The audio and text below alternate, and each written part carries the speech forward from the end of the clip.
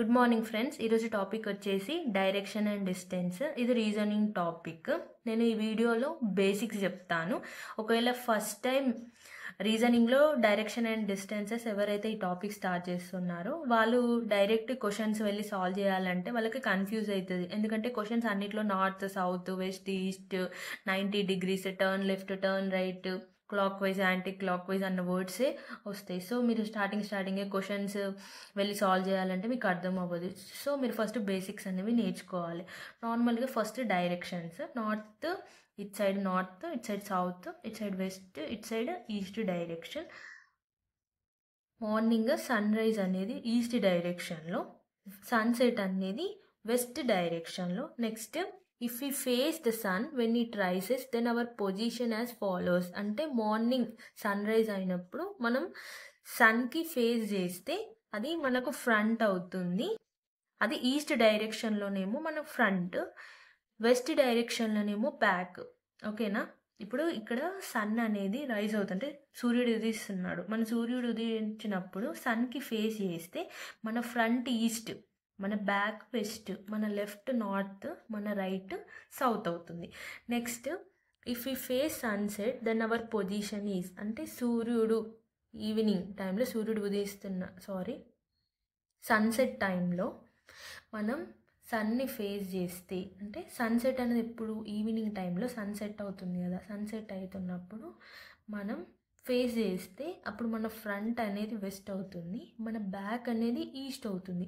North ఏమో right side, మనకు right ఏమో నార్త్, మనకు లెఫ్ట్ ఏమో సౌత్ అవుతుంది. ఇప్పుడు మీరు చూసుకుంటే ఇందులో ఏమవుతుంది అంటే మన ఫ్రంట్ ఈస్ట్ వెస్ట్, ఇక్కడికి వచ్చేసి రెసిప్రోకల్ అయింది. ఇక్కడ ఏమవుతుంది, ఇక్కడ ఫ్రంట్ ఈస్ట్ అయిందంటే సన్సెట్ అయినప్పుడు ఏమవుతుంది, మన ఫ్రంట్ బ్యాక్ అవుతుంది, బ్యాక్ వెస్ట్ అవుతుంది. నెక్స్ట్ ఇక్కడ కూడా రైట్ నార్త్, లెఫ్ట్ సౌత్. ఇక్కడ లెఫ్ట్ నార్త్ జస్ట్ ఒకటి నేర్చుకోండి, సన్ రైజ్ ఒకటి నేర్చుకున్నారనుకో మీకు ఆటోమేటిక్గా సన్సెట్ వచ్చేసి జస్ట్ చేంజ్ చేస్తే అయిపోతుంది.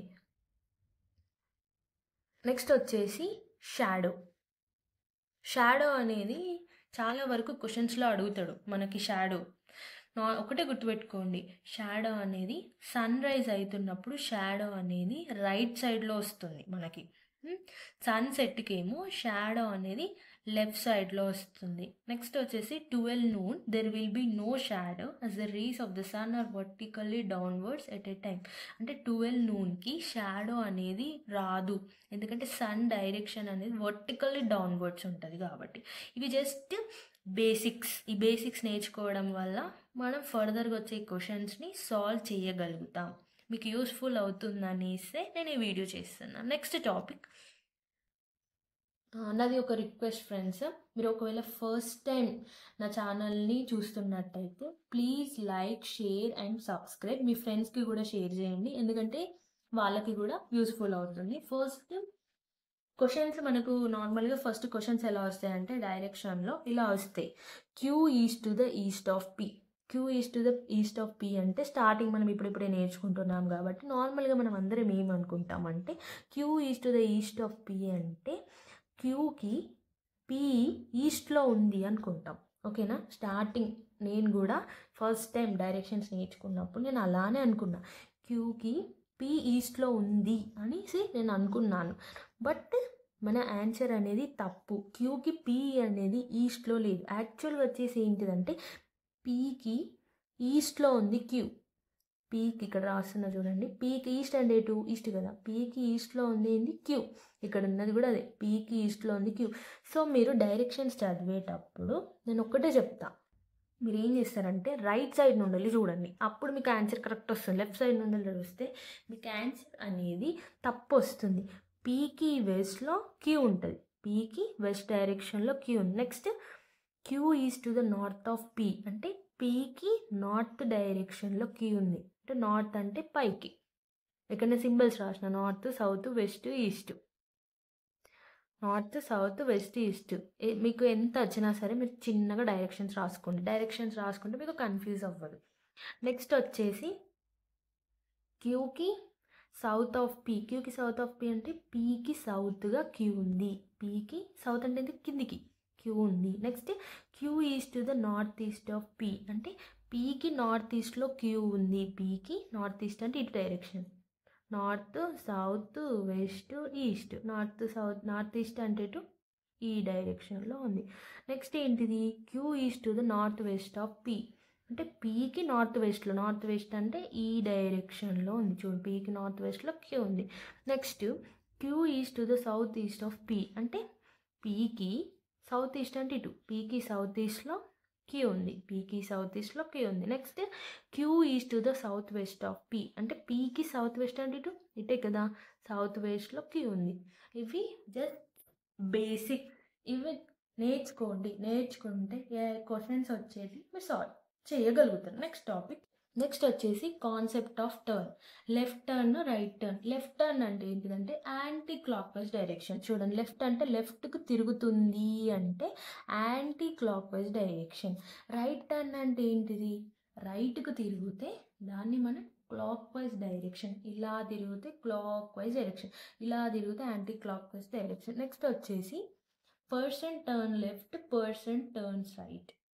ఇప్పుడు మనకు క్వశ్చన్స్లో మ్యాక్సిమం ఏమంటాడు, ఒక ఆమె ఉంది, తను స్కూల్కి వెళ్ళింది, బయటకు వచ్చింది, తర్వాత లెఫ్ట్ టర్న్ తీసుకుంది, తర్వాత రైట్ టర్న్ తీసుకుంది. లెఫ్ట్ టర్న్ అంటే ఏంటిది, ఇటు సైడ్ తిరిగితే లెఫ్ట్ టర్న్, ఇటు తిరిగితే లెఫ్ట్ టర్న్, ఇటు తిరిగితే రైట్ టర్న్.